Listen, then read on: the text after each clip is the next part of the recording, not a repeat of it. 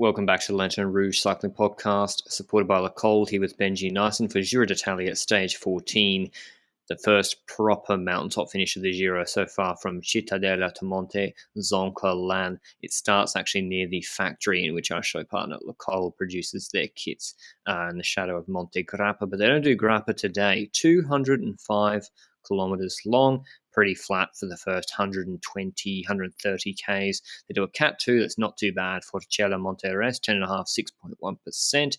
Descent, a bit of a tricky descent actually, and then a short rise afterwards, then a valley of about 30 kilometers where it could all come back together if need be, and then the Zoncolan, the other side of it, not the normal, or this is the, I don't want to say easier, not as difficult side of Zoncolan. 14.1 Ks, 8.5% the average, but it's all about the last 3 Ks. The first 11 Ks is pretty regular, 7 to 8% seems to be the standard sort of stuff, no real pinches. The last 3 Ks, 12.5, 12.5, 13.3% for those last 3 with pinches up to 20, 22%. So really nasty. I think we went with break yesterday just because we didn't know who would usurp Ineos. But a break went, but who was chasing it, Benji? And who was in that breakaway? Because a bit of a funny start to this stage. It took a while for the breakaway to actually come out of the peloton, and there were quite a few attacks before we saw someone get away. I think the first rider to attack was Thomas de Gent, and that didn't really go too far because I think like half a minute later he was caught. So a lot of attacks kept following. Sagan even tried once because of the intermediate sprint in stage, all that stuff. And eventually a group got away, and a group included Ponoar, Tratnik, Rocha, Albanese, Fortunato, Bennett, Affini, Oliveira, Mollema, Mosca, and Govi. We also had a moment where Fiorelli was trying to pass an Astana rider on the right and then bridge over, and he actually tried to do that. So I think I'm actually not sure he actually made it to the group because I haven't really noticed him since him trying to cross to the breakaway. But knowing this format of the breakaway, we've got Ponomar, the 18-year-old, so I was pretty hyped about it. We've got Tratnik, I was pretty hyped about that as well. And we had 2 teammates, Affini for George Bennett, and we have Mosca for Mollema. This is very important because this offers a rouleur or at least a domestique in this group to pace between the valleys of the climbs and before the climb and even on the middle climb of the stage. And the base and the early slopes. Yes, exactly. If they are still there by that point, because we wouldn't know that yet at that point in the race. And to be fairly honest, I was like, wow, that's a pretty strong breakaway. I think that with Tratnik as ruler, you've got Affini who can ride his whole soul out the entire stage for your boy George Bennett. And I was thinking, okay, this is a decent group. But the tempo, I don't know. Puccio was pacing at a certain point, but then stopped immediately. And Ineos didn't care, as we said yesterday. Exactly. That's why I was like, oh, come on, Zoncolan, surely there's got to be the GC guy winning. And Benji's like, yeah, but look at how the Giro has been ridden so far, and Ineos in the ascendancy with Bernal, and that's what happened. Ineos, when they're pulling, they're letting the brake go. And then eventually, 30 Ks later, after it's all settled in, with a gap at about 6 minutes or so, Astana start pulling, and it's like, the stage that Bernal won, what's the one? The little gravel one, the baby gravel stage, Campo Felice, he won that because FDJ kept the gap at 3 minutes all day and they didn't let it go up too much. So why let it go to 6 and then you've got to work that much harder to bring it back? Just start pacing at 3 or 2. Anyway, Astana start pacing. They're obviously interested in Vlasov. They get no help from anybody.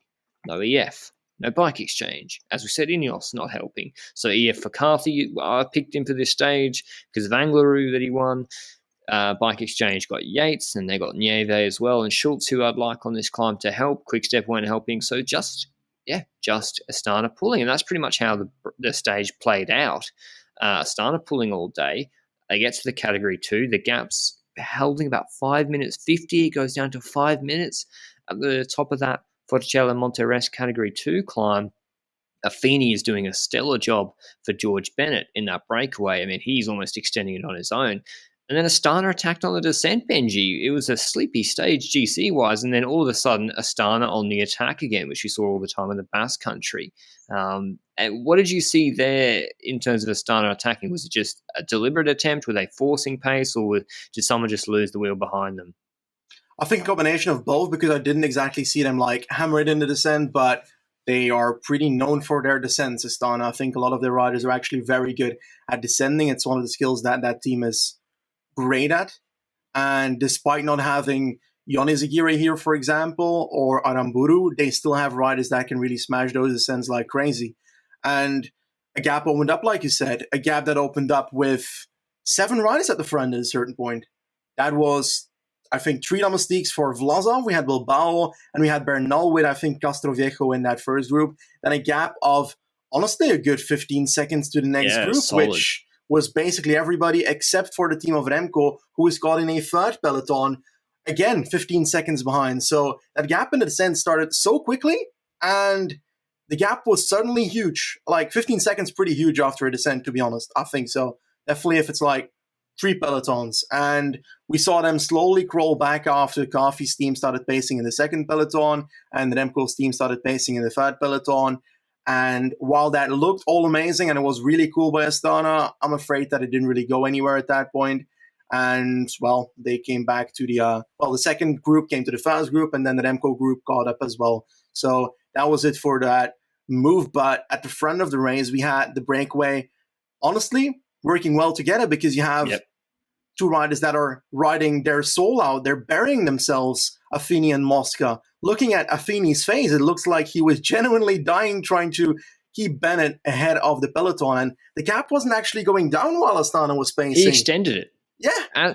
So the Zoncolan, it says, 13K is 8%, but there's climbing beforehand, and it's like 2 to 4%. And the gap was at 520. As the peloton all come together, Astana pacing again. The gap's at 520. I think Astana are pacing with Pronsky, small guy, Kazakh, climber. He's 22. He's actually quite good, but he's a climber. He's pacing, and then Affini's on the front, and Mosca pacing the break. And this is how gaps, because you always think, oh, how is the break gaining more time? We've got this massive engine, Affini pacing. He put a minute almost into the peloton going into the base, and they went into the base of the Zoncolan with a 6-minute 23 advantage on the peloton. 6 minutes and 23. And I know it's a hard climb, but that's a big, big gap as long as people don't blow up. And no one was really, and they'd all worked together. No one's really attacked at that point. And it's still Astana pacing. And the gap's not really going down. Okay, 520 and co, and etc. What did you see in the break, Benji? The odds are starting to really shift in their favor. You thinking Bennett and Mollema were being overrated given what we've seen so far in the Giro, and maybe Mollema's pedigree on these sort of climbs compared to other riders? And what were you seeing from, I think, other riders attacking early, Oliveira wanting to keep the pace up, etc., after Affini dropped off? Yeah, when Affini dropped off and Mosca ended up dropping off as well, I was honestly looking at the odds of the Breakaway on betting websites, because I don't want to promote betting in any way. And whatever we say on the podcast is not financial advice. Let that be clear. But I was checking. Okay. I lost money today. Okay. On the finish today, just before the Zoncolan started, I was looking at it, and I think it had Bennett in first and Mollema on same. I think 325 or something. Which basically means for the uninitiated. Yeah. The reason we refer to that is because it's like an indication, just the implied probability of what people think are going to win. So Bennett, he went down to $2. That means people think he's got a 50% chance of winning the stage. Mollema was then at 4. So it was really, everyone's Bennett, Mollema. That's why I'm asking Benji, what was he looking at slightly differently from the other guys in the group? I was looking at the other riders because I wasn't so confident in Bennett and Mollema. We have seen, honestly, not too much from them the last week and a half. I think Bennett had that breakaway stage with Brambilla, but a good Bennett drops them on the climb beforehand and is not caught up with that battle with Brambilla afterwards. He should have dropped them on the climb if he was in good form. And Mollema, he was unable to get into that breakaway, I think. Well, he got in that breakaway a few weeks ago, yes, and Mader destroyed him completely. So like, to be honest, I wasn't too confident in the both of them. And I was looking at the others, and I've said this entire Giro that I was looking at Tratnik to win a stage somewhere in the Giro. He's been really underrated when it comes to his climbing, and the guy can push some real watts. But I was scared for the last 3 kilometers for Tratnik. But he was at odd 81. That means that how much chance do you have if you got odd 81? 1.2%. 1.1%. Crazy. And I think Fortunato was about 40, 45 at that point. And I decided to throw, I think, $10 on Tratnik on. And I said Benji was crazy. Thing. I said, what are you thinking? I said, he's a heavier set guy. Yep. Like, he's not like a tiny climber type. I see him more of an engine. What are you thinking? Whereas Fortunato is like 5'6", 58 kilos, dripping wet. And I think Fortunato is the guy that really got underrated in this breakaway. Looking at it simplistically, the last 3Ks are at 13%. Who is the skinniest, lightest, smallest guy in this break? Lorenzo Fortunato on Yolo Cometa, the Pro Conti team. And he had a couple of decent results. He's been there or thereabouts. The Giro, 21st in the San Giacomo climb, the Guardia San Framondi, 24th, Campo Felice, 23rd. Now, these are results, nothing to write home about, but he's competent. And then you've got, this is the first really steep mountaintop finish. And so the way that the climb played out for the breakaway, who would go on to win this stage, is cat and mousing, people attacking. Bennett, I initially thought he's playing it smart, trying to ride smooth watts, allowing other people to close wheels. But actually, I just don't think he was that strong today. Same with Mollema. Oliveira was doing a lot of pacing. Tratnik goes clear in the saddle. He's put on what looks like a 34 cassette on the back cleverly today. And he just wants to ride his tempo before the steep stuff starts to get a bit of a gap because he knows he's going to struggle there. And he's just riding his pace instead of everyone else attacking each other. Eventually, Fortunato bridges to him. Those two, I think, is key, really start working well together until the last bit, until the last 3Ks. They even go into 2Ks to go with all together. And we're thinking, but at that point, we're thinking, this is trouble for Tratnik. Because, how concerned were you for Tratnik, Benji, when he's with Fortunato going into the last 2Ks? Did you think, was there literally anything he could do differently? I was completely believing the dream, but I got to be honest, like in the chat that you were in, I was saying, I need hope right now because I don't have it. And that's because, well, you said it. He weighs more than Fortunato. He does have a bit of a punch, but he doesn't have the punch for 3 kilometers long on a steep section. Yeah. Fortunato, he's been climbing really well this Giro. He wasn't necessarily a full climber before this Giro. I thought he was more punchy sometimes, but in the end, I think that at the end of this, at the start of that 3 kilometer section, I was scared. I was genuinely scared. And definitely the moment that I looked at Tratnik's face in the wheel of Fortunato and it looks like he was biting one of his teeth out, that wasn't amazing to see. Well, he was biting his teeth and Fortunato looked like he was crying on the steepest part. So, I don't know, bad facial expressions from both of them. And the reason they're clear, and we're like, these guys, one of these two is going for the win. They've put 45 seconds on Mollema, Bennett, and Oliveira. And when we saw Oliveira pacing for Mollema and Bennett, we're like, they're done because he's not a strong guy, but he's not the guy you need to bridge this back. And behind, Astana have stopped pacing and Ineos are pacing, but they hadn't really before the first 3Ks. They were keeping the gap pretty stable. We'll go back to the GC men in a second, but they're 3-4 minutes plus behind. Fortunato goes clear. And we didn't really see him attack Tratnik. It's more just like he can keep doing the watts and turning over the gear on these 20% sections. And Tratnik starts to zigzag, and it's Fortunato just able to keep going, winning the stage, his first pro win on the Zoncolan. Incredible for the 25-year-old. The first win of Yolo Cometa in the Giro d'Italia, surely their biggest win to date. And how much did he put into Tratnik? See, 26 seconds. So they were pretty much together. And Tratnik was about 10, 15 seconds behind and just kept going out because, once you crack on the Zoncolan, you're done.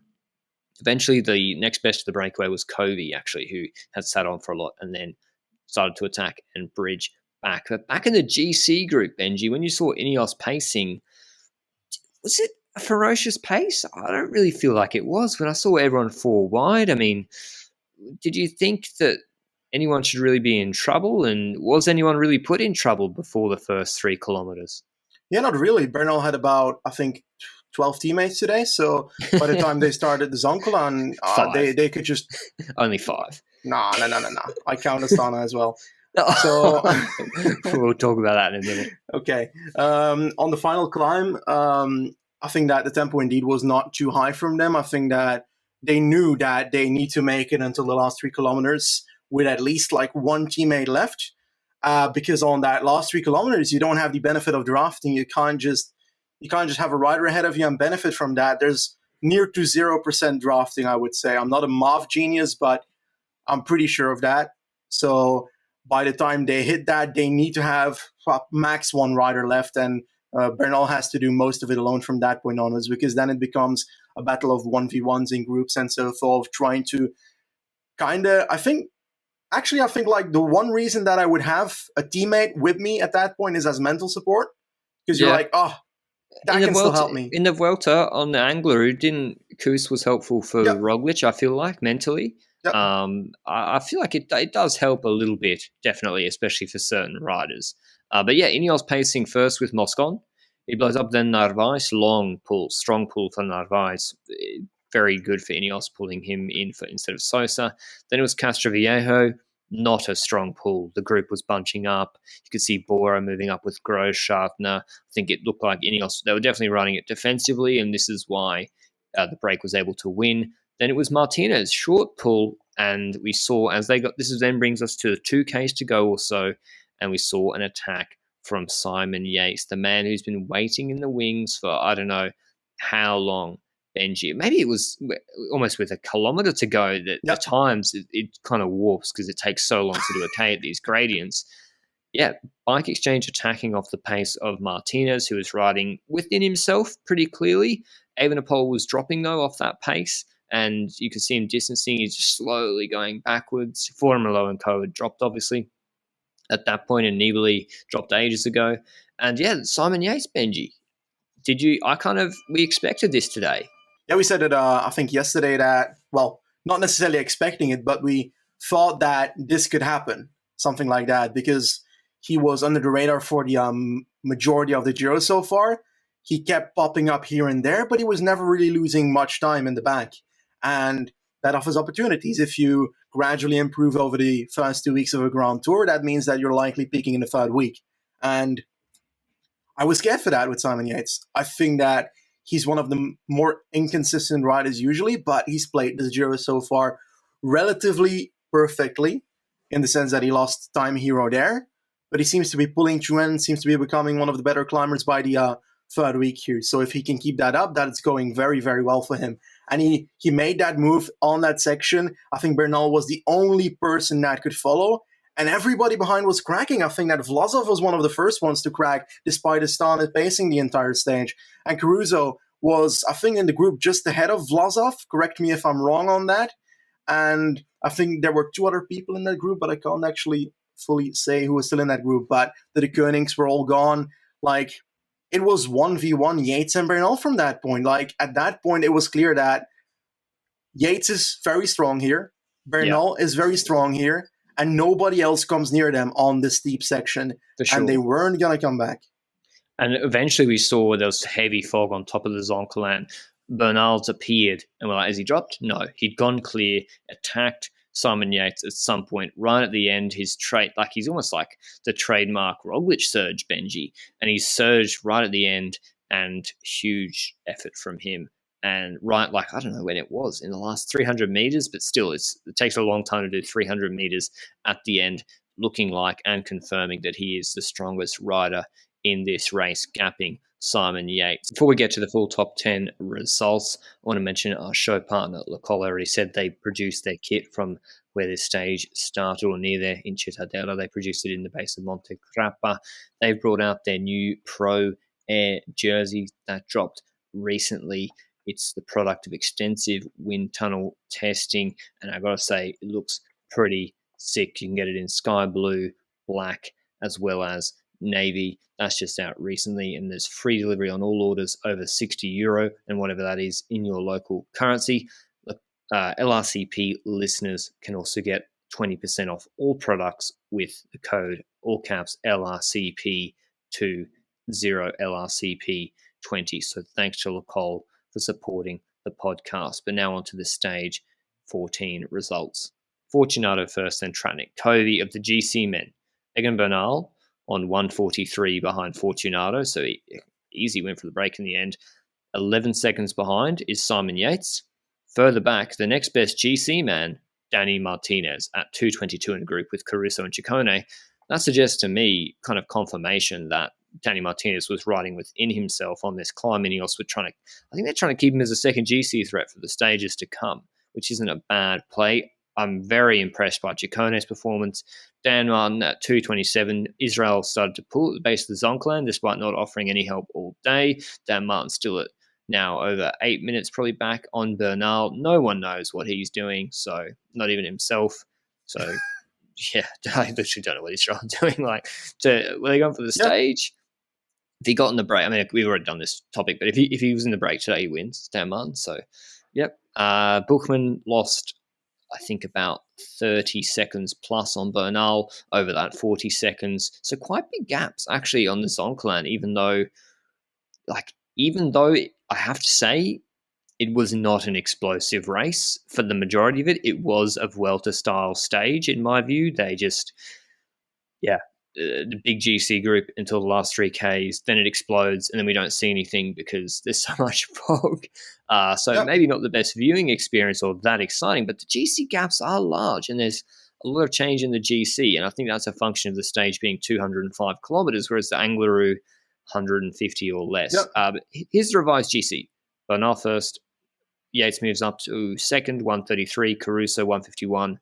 Vlasov jumps down to fourth on 157. Carthy jumps down to, not a good day for him, 211.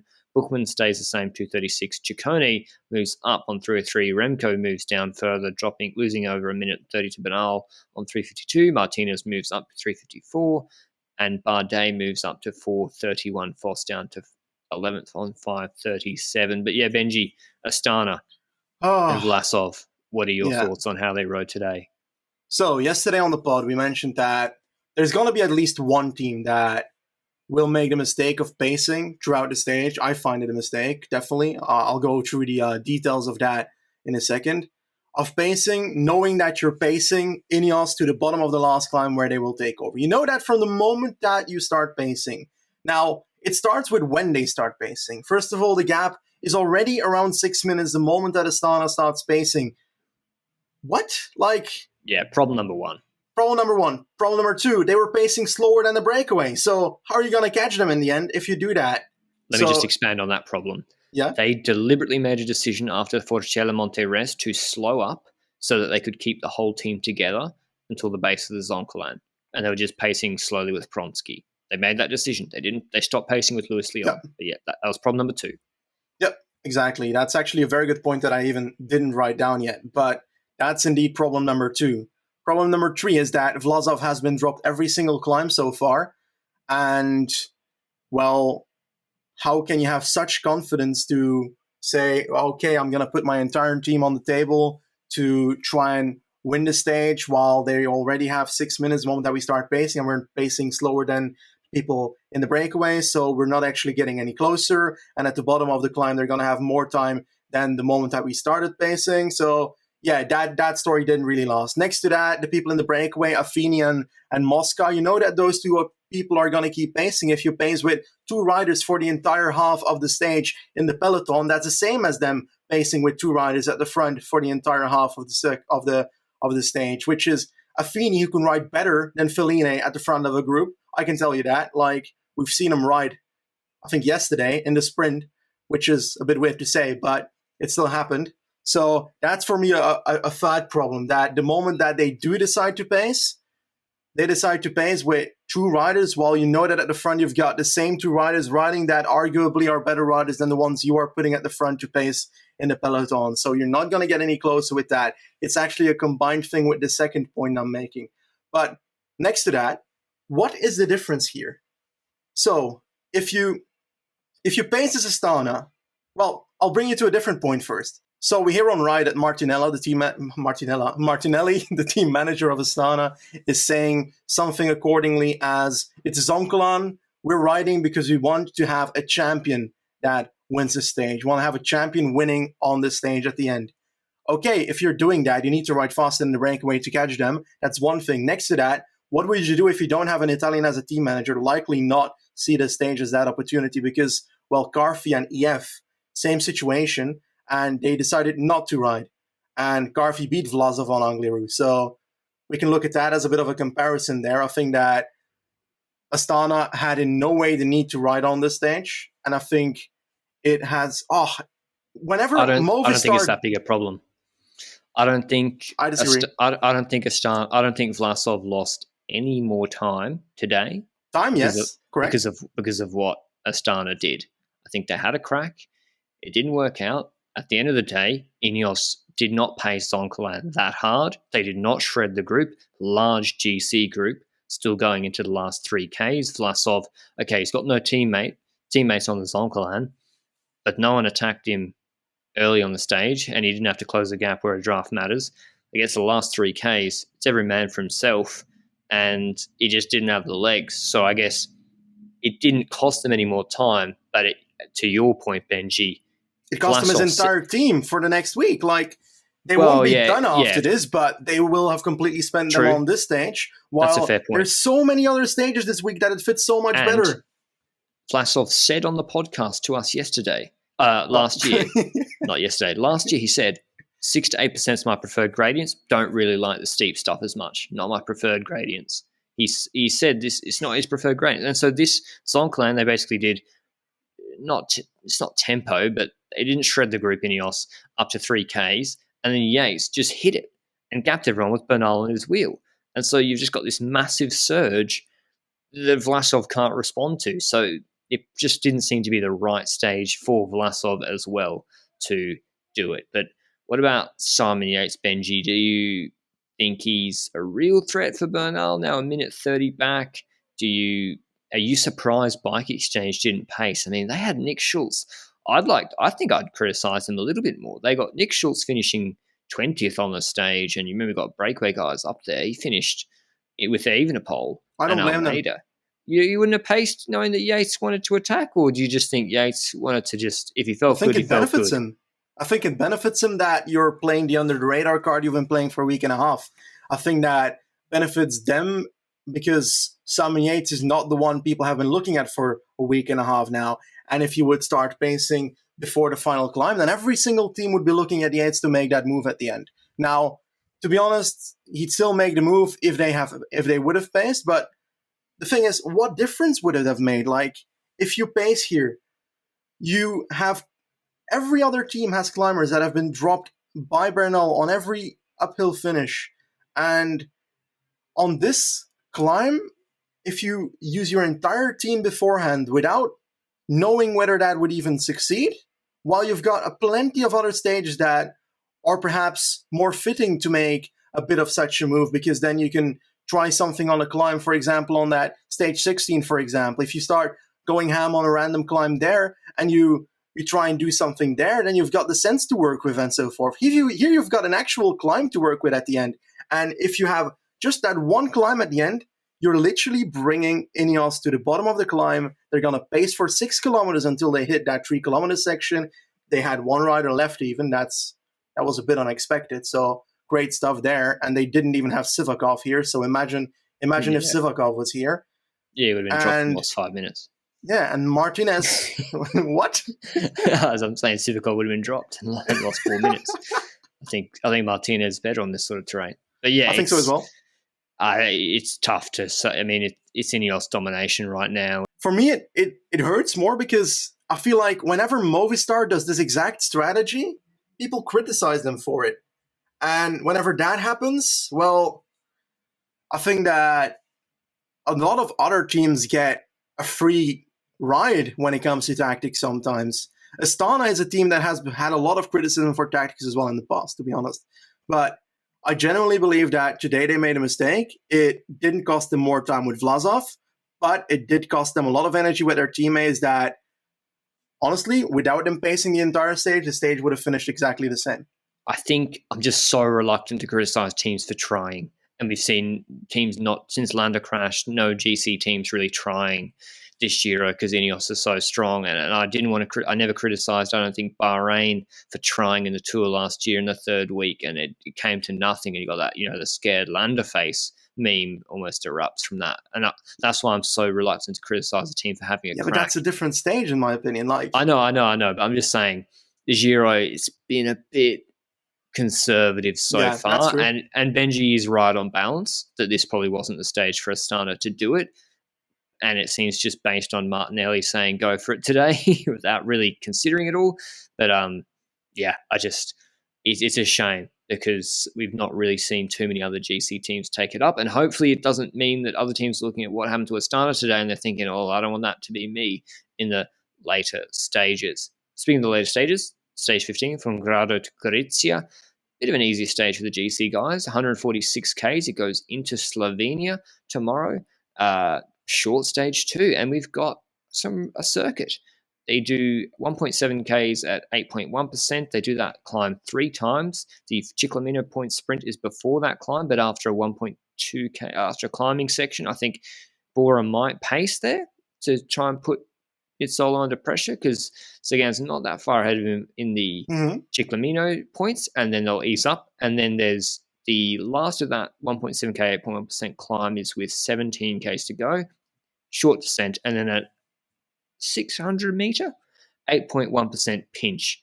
Just at the base of that, there's bonus seconds too, which won't concern Sagan. That crest with 6 Ks, 5.5 Ks to go. There's also a short rise in the last last K even. There's a couple of little rises. I think this is Sagan all over tomorrow, and I think Bora are going to absolutely slap that last climb, and it'll be Nizzolo hanging on for dear life as the probably quickest man left. Who do you have for tomorrow's stage? Already. Yeah, probably. Indeed, Sagan is the all-out favorite if the peloton takes this home, and I wouldn't see a reason for Bora not to try and bring this home with the peloton. But they failed on stage 3, so there's a possibility that they fail in doing so. If, for example, we've got a breakaway, and we know that Tratnik will probably try and be in it because it's in Slovenia, despite being in the breakaway today. Yeah, he's strong. Then that would really fit him, but he just wrote second on the Zoncolan, so he might be a bit tired. I was looking at Tratnik for tomorrow's stage, but now that he's second on the Zoncolan, I don't see that happening. And I was looking at a Moscon for this finish as well, but he crashed the other day. And he was earlier in the train today than I expected him to be. So I think that crash might actually have taken something away from him. And if that's the case, then I don't know if he's going to get even a leash to get away here. I think that they're going to play it defensively because they're winning the Giro right now by quite a bit of an advantage. So, Sagan. Can I offer any other rider for this than Sagan? I'd love to see a Feeney. I'd love to see a Feeney go on the break again, get a chance.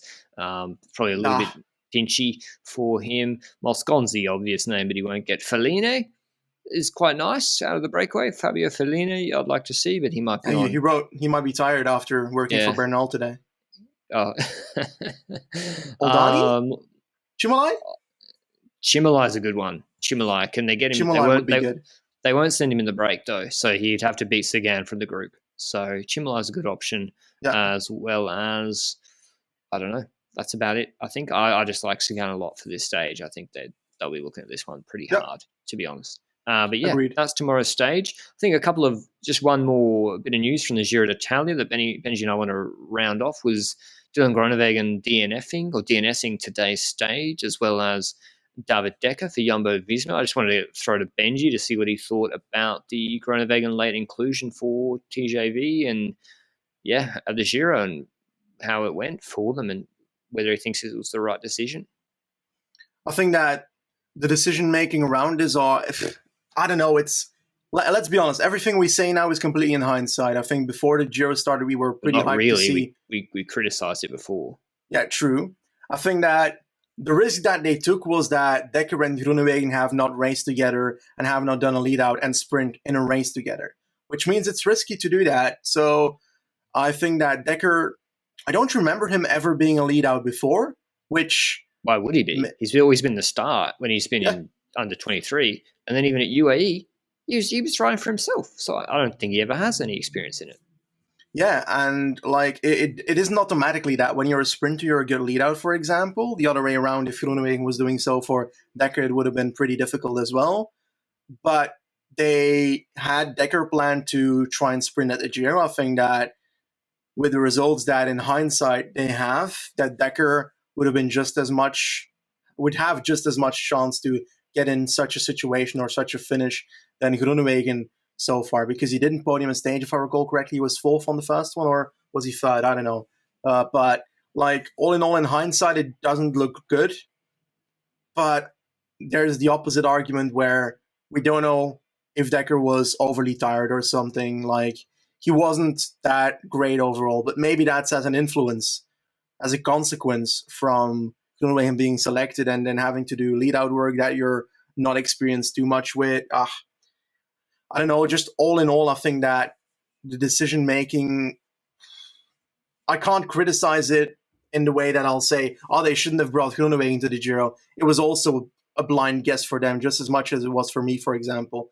I find it sad that Dekker didn't get an opportunity for a sprint, and that's kind of my take on that, I guess. Bit of a failed experiment from my perspective. I think, yeah, send him to Hungary. I got the video rights there. Could have made some better clips. Plus, he could have got a couple of wins under the belt instead of having a tough time at the Giro. And I think if I'm David Dekker, I'm a little bit irritated. You're like, really? So I'm going to have my opportunity to sprint. It's kind of like what they did with Vos. It's like Vos does well in the TT, and then they drop him back in the first climbing stage to help Bennett, and it's a waste of time. It's like, oh, David Dekker's going to do lead out for Groenewegen, and Groenewegen doesn't get a top three in any of the sprints. And like the sprint field here after Ewan's gone, not exactly like the best. No Ewan, no Bennett. So yeah, I think a bit of a failed experiment from that perspective. And I'm not sure if I'm David Dekker, I would have been too happy either. So yeah, and it put Groenewegen in the spotlight a lot, and the Jakobsen comments came out. I don't think it would have been the same way if he went to Hungary and just got a few races under his belt. So yeah, strange, and we'll see how that plays out with David Dekker. Maybe Dekker just didn't have the legs either, because it's his first Grand Tour and the Giro has been so difficult. But that's all from us on the stage recap today. We hope you enjoyed it, and we'll see you with the Slovenia stage recap tomorrow. Ciao.